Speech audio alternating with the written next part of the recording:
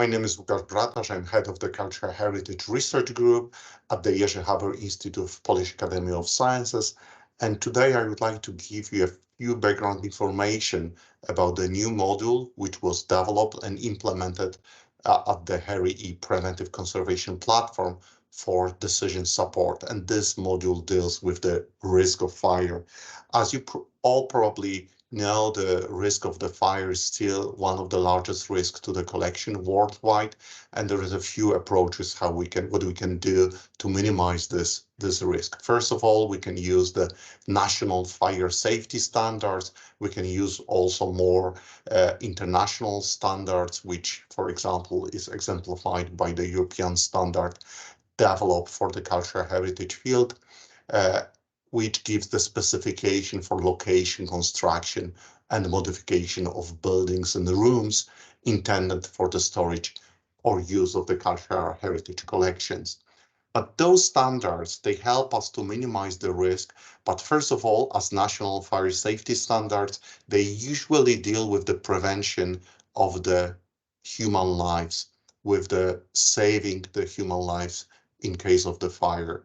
The European standards, on the other hand, it is targeted, it's focused on the cultural heritage institution, but it doesn't allow to evaluate quantitatively the risk of the fire in various institutions. And one of the only one, the method which I know, which exists worldwide, which allows to evaluate the risk of the fire in cultural heritage institution was developed by Jean Tétreault from the Canadian Conservation Institute. And all module which is implemented on the HERIe platform is based on this publication and on his work. As we know, the impact of fire results from several issues, important factors like class of the fire protection, or from the action of free physical agents like the fire, smoke, or water, size of the fire, size of the building, sensitivity of materials to fire and to water, and number of objects which are in showcases as they are protected against of the water or smoke. And loss of the collection value can be approximated by the probability likelihood of the event of the fire and the impact of the fire. And both are related to the class of fire protection. And you can look into Jean Tétreault publication. He defined 6 classes of fire protection and divided them also in the requirements structure in the 6 factors, like avoiding the risk, blocking the risk, detecting, responding, training, and procedures. So, for example, if you would like to be in a class 2, you need to fulfill all requirements of the class 1 and the class 2. If only one requirement is not met, you are in class 1 or without any class. So as I mentioned, the probability of fires depends on the class of the fire protection, and here you can see the data of the Canadian Conservation Institute. And when you are in the class 1, when the building is class 1, the likelihood is 1 fire per 140 years, or fire every 140 years.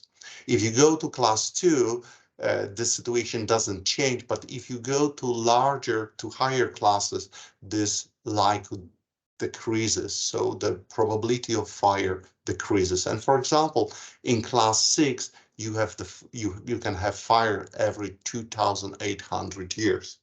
But the extent of the fire, the ability of fire to spread in the building also changes dramatically with the class of the fire protection.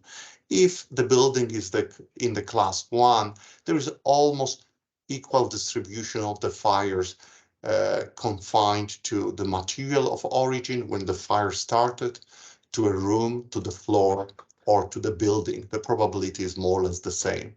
But if you go to the higher classes, probability of spreading the fire to the room or to the floor or to the building significantly decreases. And as you can see here in class 6, almost 99% of the fires are confined only to the material of origins. And all this information which were published, which were gathered by the Jean Tétreault, were used in the HERIe, and the magnitude of the risk expressed as a probability or as a expected loss of the value of the collection in the selected time horizon depends on many factors. And you can find all this information in the manual on the HERIe platform. But I would like just to stress information that again that we are taking into account the effect of the combustion and high temperature. We also take into account the effect of the smoke and water, which is usually used for the extinguishing the fire. The effect of the fires depends also on the material sensitivity both to the fire and higher temperature. Is different sensitivity if we consider, for example, cellulose acetate or stone, and also different sensitivities of materials to water. Some materials can be very sensitive to the water, like for example, watercolors, or very low, so it could be almost not sensitive to water, like plastic sculptures. And all this information is included in the manual. Here you can see the example, what kind of information you can get from the HERIe platform. You need to specify the building, and I'm just showing the example of the calculations of the expected loss or predicted loss of value of objects of medium sensitivity to fire and water in 50 years time perspective for a typical building. And as you can see here, the expected loss of the value for Canada, if you're in class 1, is 9% of the collection value in 50 years. But if you go to the largest classes of the fire protection, this predicted loss of the value significantly drops.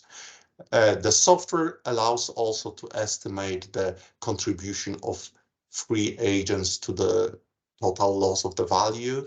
And as you can see here, if you're in the class 1 or class 2, the majority of the losses is caused by the fire. But if you go to the higher classes of the fire protection, the relative contribution of smoke and water increases. And in this case, we assume this case shows the effect of fire for objects of medium sensitivity to water. And it could be interesting why there is such a significant impact of the smoke in the class 2. It results just simply with the not met requirement that during the fire, HVAC systems, so active ventilation systems, are not deactivated. So the smoke is spread in entire building. This situation is even more dramatic, or impact of water is more dramatic if we consider that our objects are made from the material of high sensitivity to water, and the relative contribution is mainly caused by the action of water. And this is it. Here is a list of the institutions which found the development of the HERIe platform. Thank you very much.